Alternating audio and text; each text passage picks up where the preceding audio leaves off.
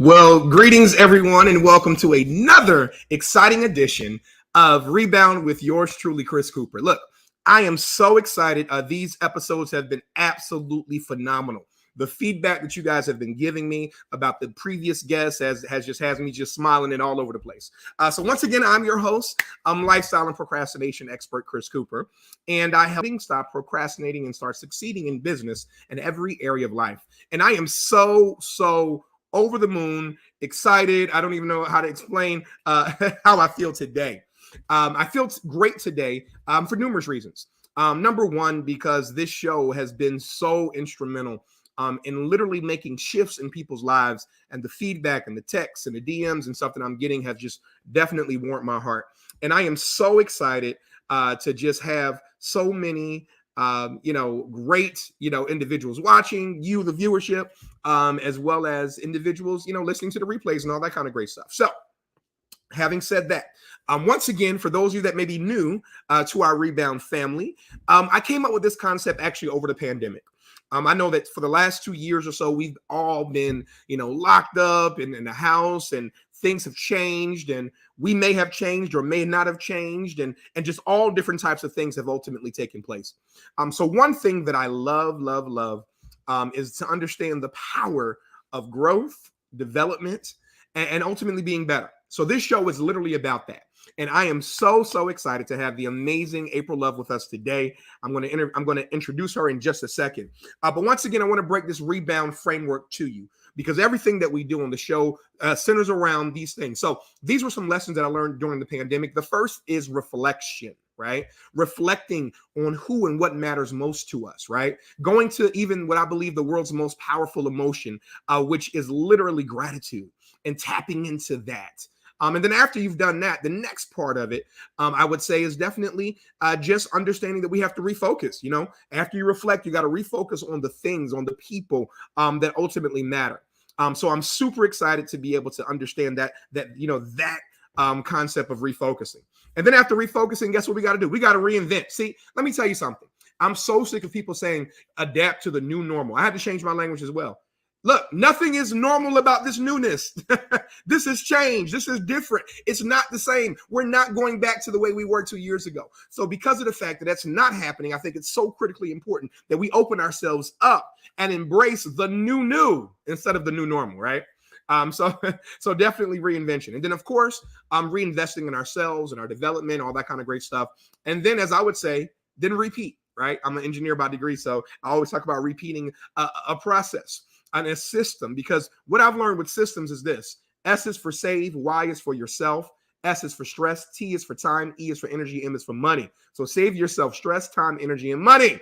And I'm so excited, like I said, to have someone who's going to give us a system today. She is absolutely amazing. My sister from another mister. I've known her for years. And, I'm going to tell you, I'll read her bio and all that kind of great stuff. As you know, she, as you may have seen the write-up before the show, she's an international diva. She is a philanthropic media powerhouse, a culture maven, a humanitarian, and so much more. She has worked for and worked alongside some of the biggest names in the entertainment industry. But I don't know if most of you guys know, but she's also a health and wellness and holistic coach. And she brings so much healing. And look, and the sister can preach too. Look, I know I'm gonna put her on the spot, but ministry is definitely near and dear to her heart. And she's done so many things. But what I love about April Love is that she is love. Her last name is everything. And what she's been able to do, and I'm gonna let her tell her story, but she's a 10-year cancer survivor. Bless her. She has learned, more importantly, when I thought about the concept for today's show, which is all about pivot power and being able to adjust and to change, the first name that came into my mind was this amazing, incredible, stupendous, extraordinary woman, none other than the great, amazing, media, like I said, media powerhouse, coach, trainer, speaker, author, all of those kind of things all in one, none other than the amazing and beautiful April Love. April Love, welcome to the show. How are you? That intro. Yes. Yeah. Thank you so much. Take me on the road with you.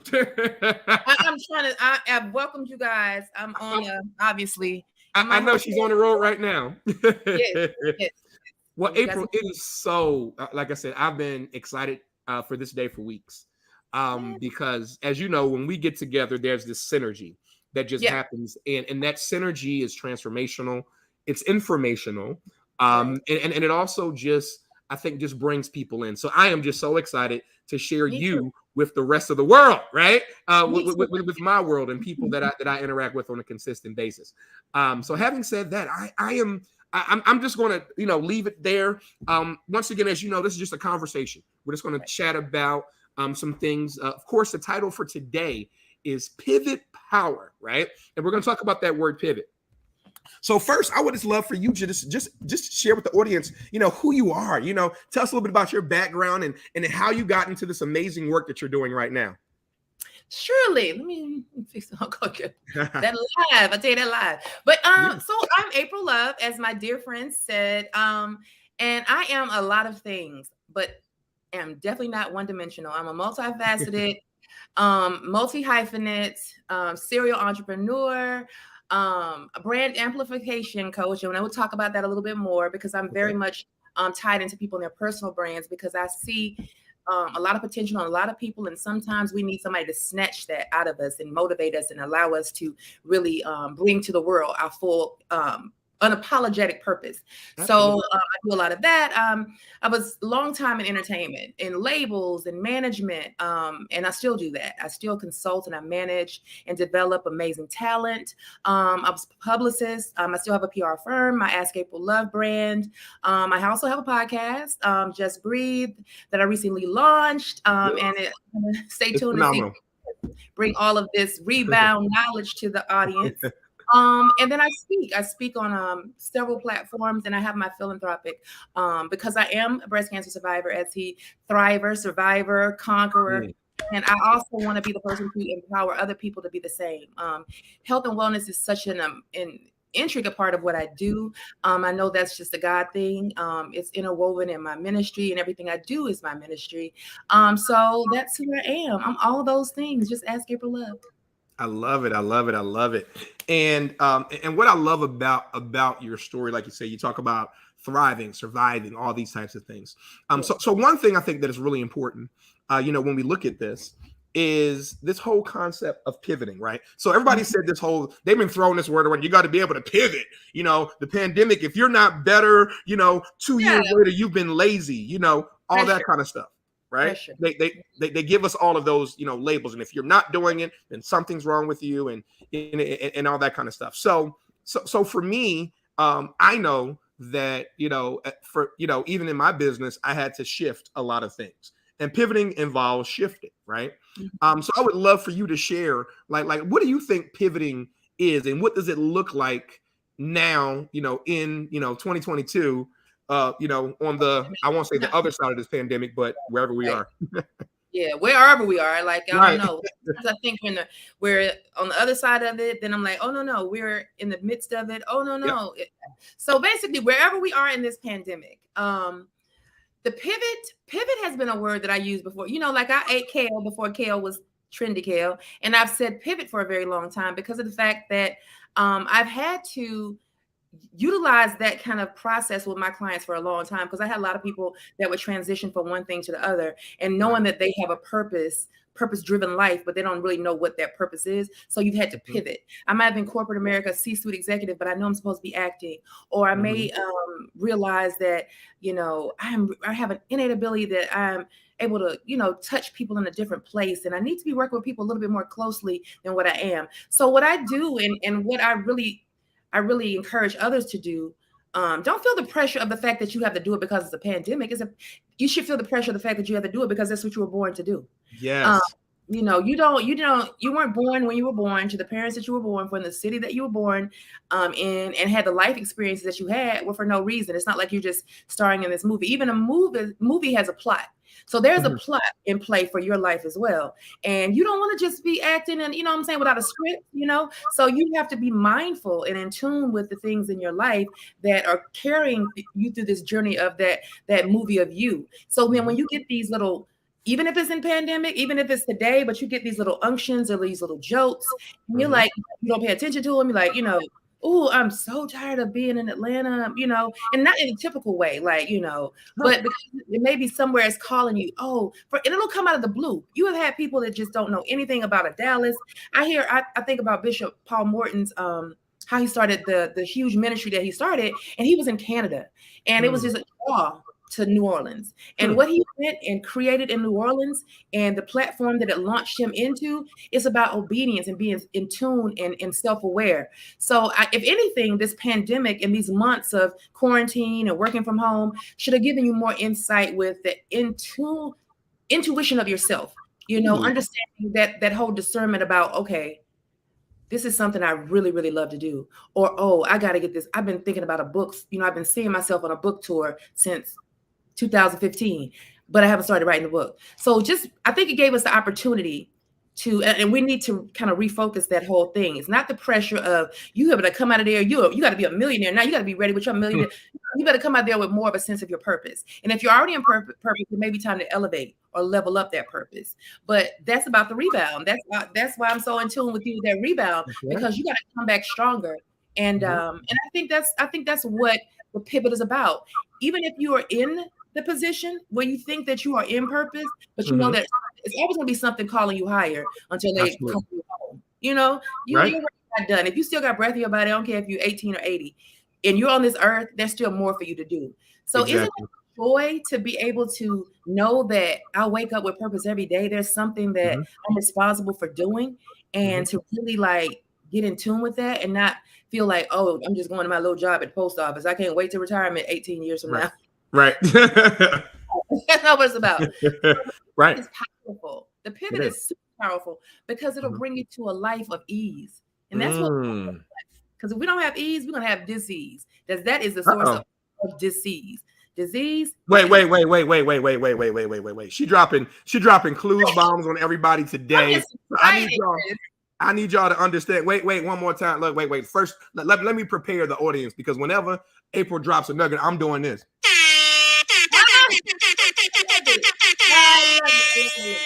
So let's say that again. Let's talk about ease and disease. Go. Say that one more time. I think they need to hear it for the people in the back. So say that one more time.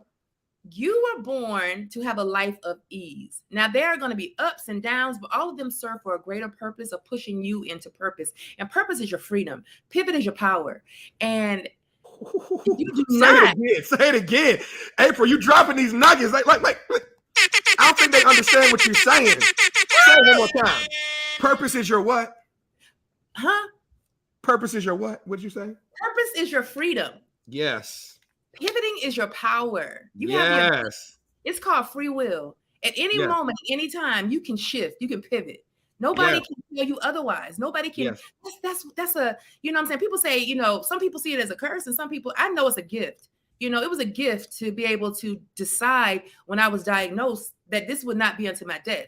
This will be greater purpose coming out of me in this. Even in chemo, even in radiation, even in surgery, I still have purpose, So I was just like, okay, what's going to be on the other side of this? People that came through COVID, people that came through divorce, people that came through abandonment, whatever you came through, the purpose that has freed you to still make a sound decision, and that free will to pivot, that's powerful. Yes. Like, I can decide this part of my life no longer serves me. Yes. So I can pivot. Yes. This person in my life no longer serves me. Yes. This extra weight on my body no longer serves me. Come on. These bad habits no longer serve me. Yeah. And I pivot, and I change, and I shift. Right. And you're elevated in purpose because you're being obedient. Exactly. That's just the principle, So man, yeah. you in there. And I love what you just said. And of course, we just had it. Some of the comments and stuff are coming in, but basically the importance of, purpose being your freedom, right? And pivoting is your power. And as you just said, I think so many people sometimes feel stuck, right? They feel like, how do I move beyond this? I've had this quote unquote stinking thinking my whole life. I focused on everything I didn't want, and that's what showed up in my life because they don't realize the power of this, right? This is the most powerful computer on the planet, literally, right? But it's like almost that we got to figure out. I used to say God didn't give us the instruction manual, but he did. He just hid it, and we have to seek it out and get the knowledge so that way we can unleash it and open it and allow it to allow us to walk into exactly where we've been called to walk into. So I am so, look, I told you, I'm down here writing notes and all kinds of stuff because April Love is bringing the heat today. That's all I got to say. So having said that, that's a perfect segue, about, what do you think is some advice for someone that may be quote unquote stuck? Like I said, maybe they do work at the post office or they work in corporate America and they want to make the jump, but they don't know exactly, they know they should be pivoting, but they don't know how to actually do that. So what would you say to someone that's looking to do that, to make that shift, to make that change? Well, first of all, you need to face that fear because there's nothing in the world that can stop you from making those kind of decisions other than fear. Yes. Fear of, if I shift from my job, where's my stability? Right. I leave this marriage, will I find someone else who will love me? Yeah. If I leave this city, what is in store for me in the other city? All those are fears. Yes. And that's false evidence appearing real. There's nothing real about those fears. Those fears are bottomless. They have no foundation. They're not rooted in any level of truth because all they're there to do is deter you from purpose. There is a greater force also on the negative side that works in our world. You might not believe it's the person running around here with a pitchfork or whatnot, but there are evil forces working against you too, because the more that you come into your purpose and your freedom, you're going to free other people. Absolutely. So, those powers of darkness and, principalities in high places, the people that run up on the Capitol, those people don't want to see people like us in purpose, freeing other people.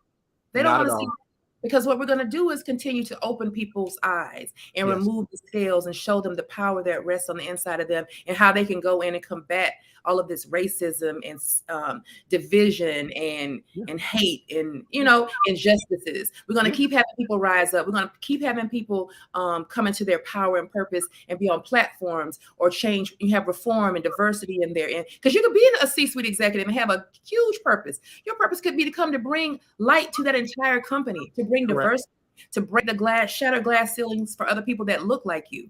Correct. But if you just operate in fear, like I don't want to do those feathers. I can't afford to lose this job. I got 3 kids in college. If you just think fearfully like that, you're gonna manifest that. You know what I'm saying? You're gonna create those obstacles. But if you see yourself like, all right, this is what I know that I keep seeing it. I have a vision for it. Okay, all you gotta do.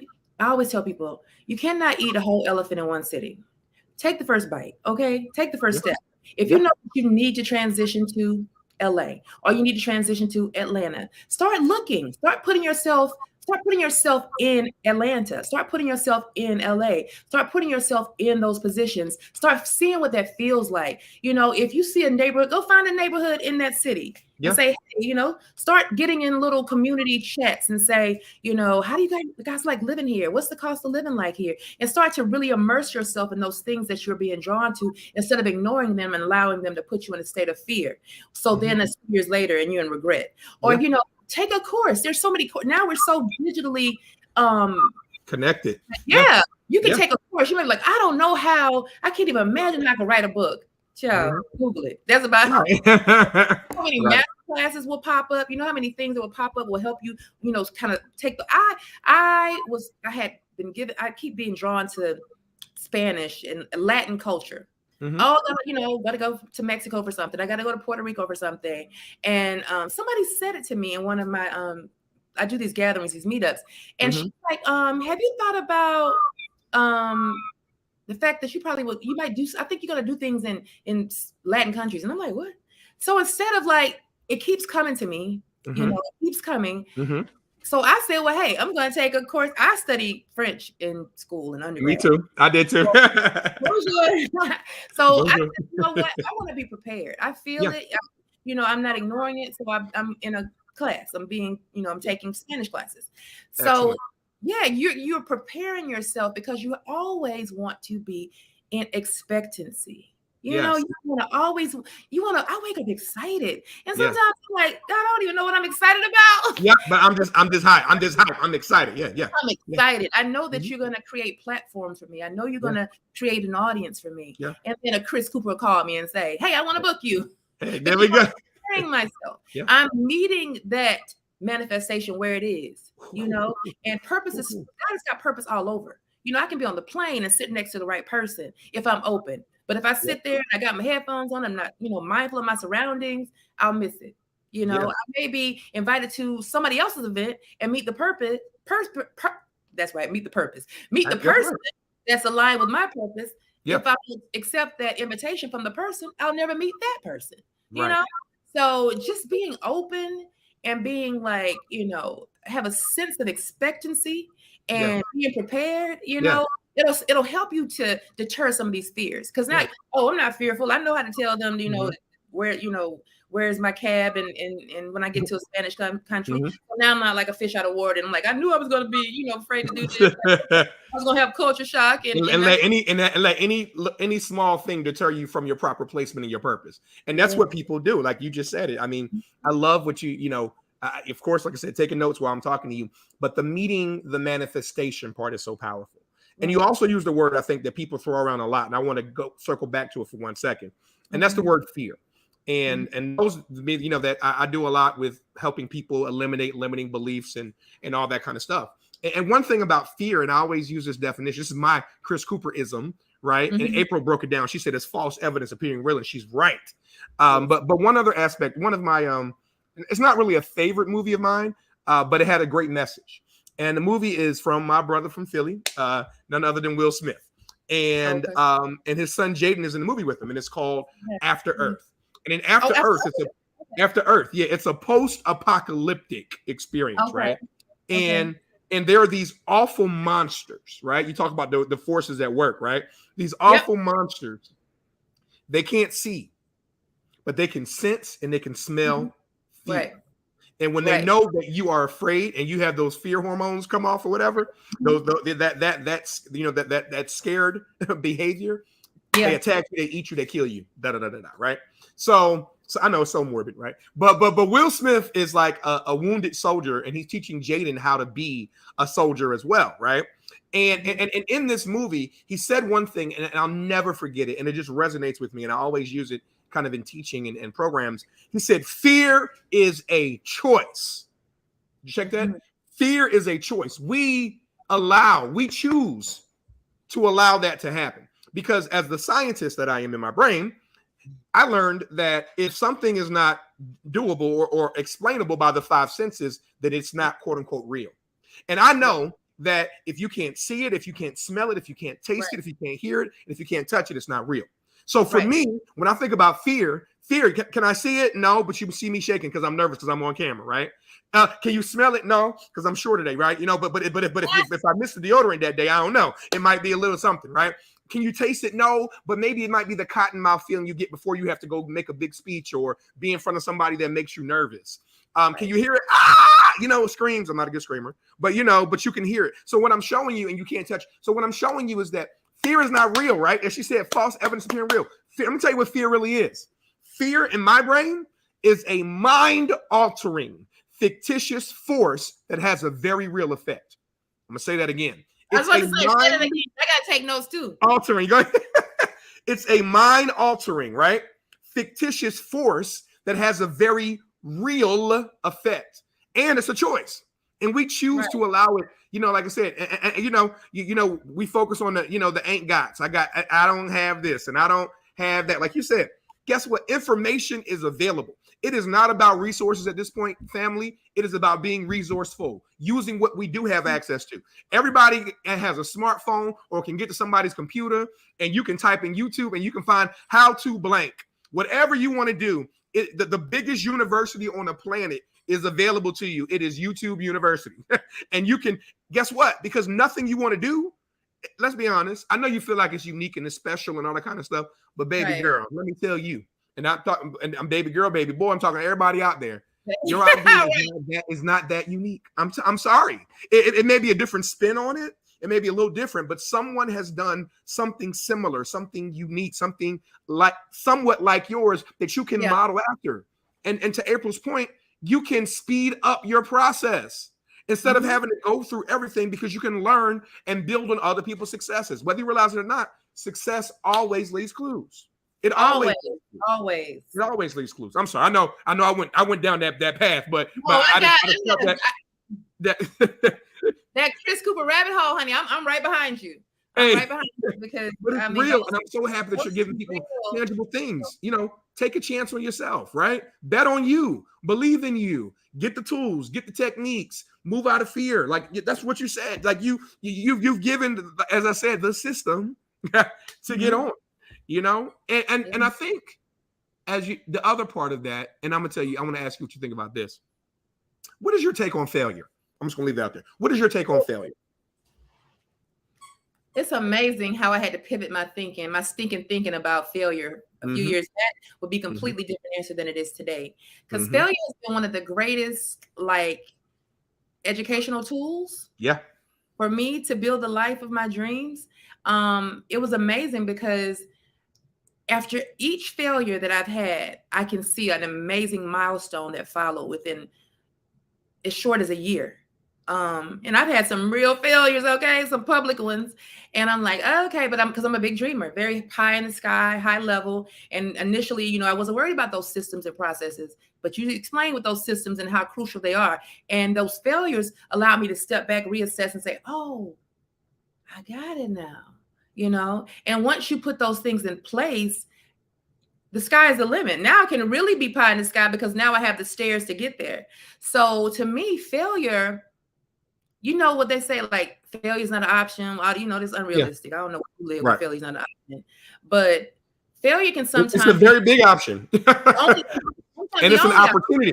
It's an opportunity. Yeah. It's an opportunity. Yeah. It has been the learning curve of all learning curves for me. Yeah. Yes, I love it. And I too, I was that self-proclaimed perfectionist. I was the one who's like, no, failure is not an option. I'm going to push. I'm going to make it happen because it has to, because I'm not built like that. And, but I'm going to tell you, I learned this. I heard this quote years and years and years ago. And it says, failure sometimes is the name of the game that you have to learn how to play in order to learn how to win. And when I realized that failure is the name of the game that you have to learn how to play in order to win. And it just really hit me. And I was like, wow. And I look at failure now, like I said, as you just said, as an opportunity. I look at it as and I ask myself, my favorite question, all my coaching clients know I ask this: what else could this mean? Did you catch that? What else? What else could this mean? See, because this mind of ours that we have up here, it's a computer, right? And it's automated, and it is literally created and designed to answer questions. Yeah. And the quality of our lives will always be dependent on the quality of the questions that we ask ourselves and we ask others. Come on, Chris Cooper. So what I'm saying right now, is that failure, right? And when you look at it, and you look at it from a different perspective, and you turn that thing on the side, and you understand, okay, wait a minute. Okay, so I had to go through that to learn this. So what else could this mean? And my mind is going to, it has to try to figure it out. I can't, even if I try to cut it off, it's going to continue to, to dig deep. My subconscious mind is working. What does that mean? How does it show up? And it's so powerful. And like I said, I used to be so afraid of failure. I mean, terrified. Like, oh my God, I'm let the whole world down, my family. Yeah. Yeah, paralyzing. I'm like, I just can't feel. I can't feel. Yeah. I just know. Yeah. Yeah. I know it. It's so great. Myself into failure. Yeah. The more I think about it, the more you continue it. That's another thing. Yeah. And all these success coaches, they all say the same thing: fail fast. Fail fast and forward. Like the faster you fail, the better the sooner you get on your trail, right? The more you delay it, the more you're going to be delayed. So so throw ourselves and rebound. And rebound. Yes, come on. Fail fast and rebound. Wait. Let's make sure the people heard that one. Wait. Because she out here, in these streets, in these Alabama streets today, making things happen. Lord. She making it happen. So wait. So what say it again? Fail fast and rebound. Fail fast and rebound. I love it. I'm with it.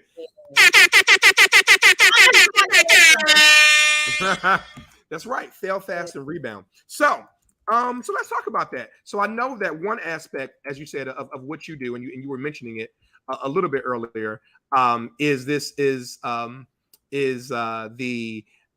amplification of brands. So let's go down that path. I know they absolutely. There's so many people out here that are looking, whether they're in corporate, whether they're entrepreneurs, etc. And we know that branding is everything. Marketing and branding is everything. Mm-hmm. You can't run away from it. It is what it is. You have to embrace it. So right. Tell us more about your brand amplification process, I'm taking notes. So let's go.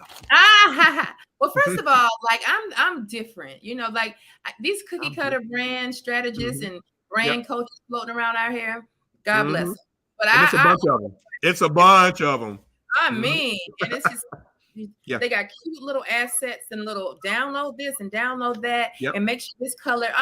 I'm about brand amplification from a personal brand perspective more so than anything. Even though I work with large brands, brands that are in like the big box stores and that sort of thing, business brands, but the same tenets are pretty much the same. But I'm gonna go from the perspective how I work with my individuals. My thought leaders, the entertainers, the authors, the coaches, the people that pop out there in the public eye, those public figures with the blue checks.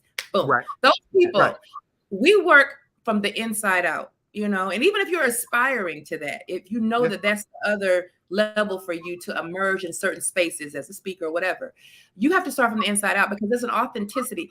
I keep hearing, I don't care if it's Clubhouse or if it's these little meetups, or even when I speak to people and they have these questions, everybody's talking about the imposter syndrome. The imposter syndrome comes to those who don't understand or know themselves. So of course you're going to edify someone else and then try to replicate them. Everybody in the music industry wants to be a Diddy or, or DJ Khaled or whatever. And other people, they want to emulate. I want to, they pull pictures of Michelle Obama and all these people, and they created all of these beautiful little brand guides in order to look a certain way, have their hair a certain way. And all that is great. We do a lot of that aesthetics because you want to have brand continuity for your website, and congruency. Absolutely. Right. Your headshots.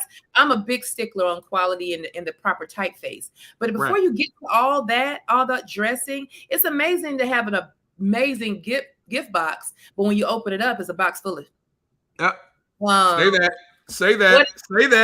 It's a box full of what? Sugar honey iced tea. It's a box full of okay. All right. My bad. No, continue.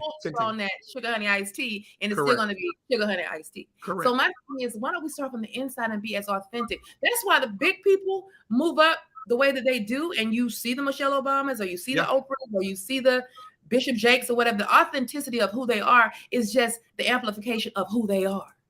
So let's talk about who you are. That's the first question I ask if I sit down. When we're coaching, and I want you to be very honest, and I want you to assess, really think about it. I don't care if you're 47 or 27, from the birth of you, wherever you were born, to where you are today. Who are you? And don't start giving titles like a wife. I'm an amazing mother. No. Not your son's mother. Who is she? Who are you? Who are you at your very core? What do you value? What motivates you? Where do you see your source of empathy? So if you're just a caregiver by nature, like, you really got to do a brain dump. You can like Google mind mapping and get you a big map and put you in the middle and just start writing out things about yourself. Because sometimes we move so much and we're like parents, and it becomes like, I got to have the best life for my child. I see my son here. I see my daughter here. But what about you? Right. You still matter too. You still matter too. So when they're at school or they're doing all these amazing things, what are you? What's your legacy? Correct. What are you leaving? Because I'm telling you, yes, you're building a legacy for them, but that's their legacy. Who are you? Correct. Okay. And they're watching you. And they're watching you too. So if you're pushing them, right. But they can't even understand who you are, because sometimes you can't even get through the day without a glass of wine or some Xanax or something, because you're like, exactly. Because you're at a job that you hate. But you're still paying the bills, and your kids still look great, and they're at the best schools, but you're a mess, and you have not tapped into your purpose. So now it's going to be 10. Now you're going to be like, I'm going to wait till I empty nest, and I'm going to, no. So you look at who you are, what you are drawn to, what you've always been drawn to. And if you've been, like I said, a caregiver, if you are like always in the position to do, like you're the person they call if they don't feel good. You were the sibling that, I got this chicken noodle soup. We should be working out.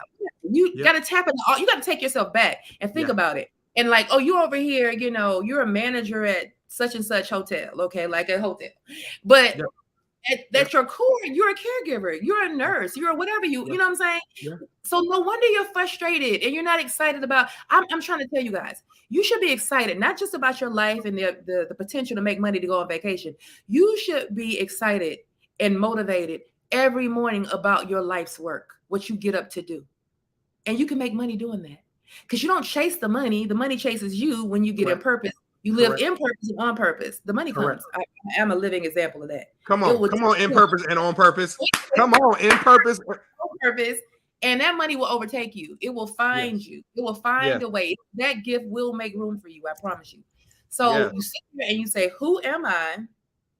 And you get all that stuff and start, okay. Not my titles. Oh, okay. Not my money I have in the bank. Oh, not where I'm from. I'm an Alabama native. That is not who you are. That is where you're from. Okay. And then you get like, okay, so who am I? And you'll end up having like, once you mark off the ones that don't matter, then it's like, who am I here to serve? Because we're all here to serve someone. You don't get to be selfish and be on. Yeah. Right. Like, I don't care how introverted you are. If that pandemic didn't tell you one thing, we're not built to live alone. That's why the depression has been up. The rate of suicide has been up. The anxiety. I mean, people have been all kind of, think about how the mental health commercials have doubled over the last 2 years. Because people are struggling. We're not meant to be alone, confined, in space. Why do you think the dog population has doubled? Yes. The dog population has doubled. Yes, because of it. Yeah. So you're here for somebody. It could be an audience of 8 or an audience of 8 million, but you're here for somebody. And until you get aligned with your purpose and really activate and operate in it, those people are suffering because they're waiting on you. Like, what if you are supposed to be in Atlanta and you sitting over here in Dallas? And you got about 35 people in Atlanta waiting on you to take the position that you're supposed to take. So now they're frustrated because they're like, I know there's more. Yeah. But somebody else like sitting in Dallas with my key and won't come over to Atlanta and unlock me. Right. So who you are. Come on. Okay. Yes. And then what is that purpose? But you can't do that unless you know who you are. Yes. You can have a job that's not purpose. You can have a calling that you think is something that leads to some level of a platform. But what's the purpose once you answer that call? You answer the call. It's like I answer the call on my phone and I just wait. On the other end of the phone. Somebody will call you like, are you picking me up? Can you send me some cash app? There's a purpose on the end of every call. So I can go on for days. But I love it. No, but you're totally hitting on it. And I think everything that you're saying is a matter of self-awareness, right? Absolutely. Not only self-awareness, but self-acceptance and awareness at the same time, right? So aware of who I am, what I want, all that kind of stuff, but also accepting of that's who I am, right? And I think, like as you said, when you emulate all these stars or these people or these examples or that kind of stuff, you do feel less adequate. You do feel like there's always going to be somebody prettier, taller, skinnier, beautiful, like richer, kinder, meaner, whatever. There's always going to be that, right? But I think that what you just said is so powerful about just authentically owning yourself. Exactly. And owning who you are. Whoever right? that self is. Whatever it is, right. And I love what you said, like you said, we believers, we know your gifts will absolutely make room for you. They will. Like you were given this gift for a reason, right? And to your point, and this is what I get people all the time, how selfish of you. How dare you be so selfish to withhold yourself from walking in your purpose, in purpose, and on purpose because people are waiting on you. They're waiting on you. They're waiting on you. And your ass sitting down complaining, woe is me. Oh, I'm so sad. I hate this. I hate that or whatever. Get up. Rebound, baby. Bounce. Rebound. Back. You got this. Bounce back, baby. Where the holes are, plug them. I got people waiting on me in Latin countries. Well, April, you're going to have to learn some Spanish, okay? How about that?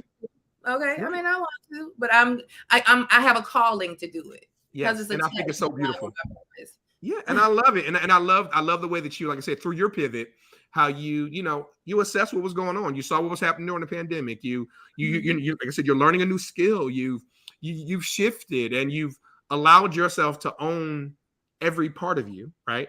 And authentically show up. And that's what makes the difference. So, so having said that, I always like to, when we get toward the end, I always like to kind of break down this whole rebound concept and this rebound process. So when you think of the 4 steps that I said, really 5, we'll take repeat off, but the 4, I'm going to see which one do you think is the most important for individuals right now in their quest to make the pivot? Is it the reflection? Is it the refocusing? Is it the reinventing, or is it the reinvesting? Like which one, or if it's more than one, which ones do you think are the most applicable right now in this space? Well, first of all, I think people have to slow down long enough to reflect. Ooh. Because, I feel like there's no way for you to shift until you sit down and really assess and reflect on what this has meant to you, the impact that it's had on you, who you were going in and who you are right now, right, and where you see yourself going. You have to reflect. Reflecting is what you do. Is like that's in prayer, that's in meditation, that's in just slowing down, that's in self-care days. Reflection is key. I think you could be stuck until you reflect. It's going to be very hard for you to do the other things. You sure can't reinvent. Like you don't even see. You can't reinvent yet. You got to that reflection is key. I love it. And I think it's so important. I think as you know, prior to the pandemic, we were so busy, right? So we didn't have time, quote unquote, to reflect. And then when you sit down, you don't want to reflect because you don't want to really look at yourself. You're like, wait a minute. Right. You're looking at other people. You're online and you're scrolling and you got your new product that you're launching and you over there looking at Rihanna and Fenty and like, I'm coming for her. No, you're not. No, you're not. No, you're not. You don't come for her. She ain't going nowhere.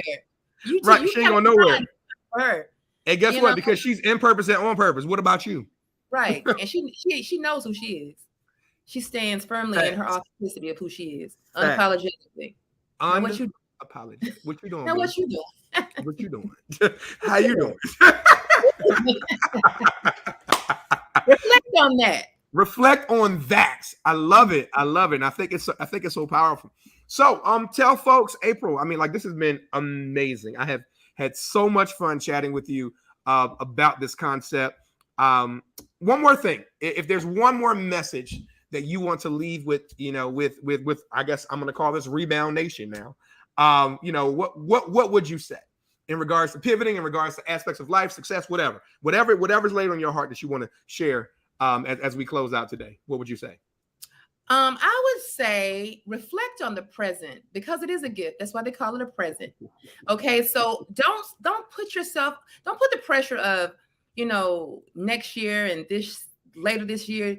Act today. Commit to being a better you today. Commit to that first bite of that elephant today. Commit to taking that first step today. Have the hard conversations.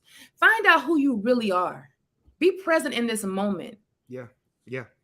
Really, really, really take that all into consideration and prepare for and curate and design the life of your dream. Ooh. You rebound like a G. Yeah. Out of this. Be gangster. I absolutely love it. I love it. She said you're gonna rebound like a G.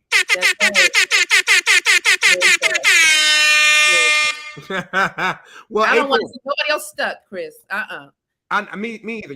Like that, it bothers me. Like I said, literally, I can't sleep at night thinking about that. And it's a check, right? For me too.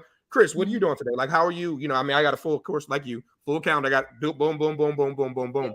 But what I've committed myself to, the reason I'm doing this show, the reason I'm doing all this other kind of stuff, what I've committed myself is to investing in the development of people. And I will not stop. I will not stop. I will die empty. I promise you that. Like, I will give everything that I came for, and so much more. And like Zig Ziglar says, we and I share the same philosophy in this. If we help enough other people get what they want, we'll get what we want by default. Like it's that simple. It's that simple. It's that law of reciprocity. That law is out there, and it's for us. And I'm so elated, so excited that I got to share this goodness, this April love goodness with the world. She is an amazing powerhouse. April, tell them how they can get in contact with you, how they can follow you, all that kind of stuff. And she has an amazing podcast called the Just Breathe Podcast. Yours truly was honored to be a guest on the show. So tell them how they can get in contact with you, April. Okay, so I am AskAprilLove on all my platforms. That's Ask April Love, and that's Twitter, that's Instagram, wherever you find me on social. And also the podcast is on, of course, where you listen to your favorite podcast, Apple or Spotify. It's the Just Breathe with April Love podcast. And my website is the AskAprilLoveBrand.com. I'm amplification brand coach April Love, and I am so excited that I was able to share this space with you today, Chris Cooper. I'm always rebounding with you. Always. We are always rebounding because that's the way it has to be. And I am so excited, so grateful, definitely, for your time today. And guys, it has been another exciting edition. Hope that you learn. I hope that you grow. And never forget that I always believe that we have to ignite the fire inside. Do you know why? Because breakthroughs are sexy, baby. It's time to rebound. Let's go. Thank you guys and have a wonderful and incredible day. A fantastic day. Love you all. Take care.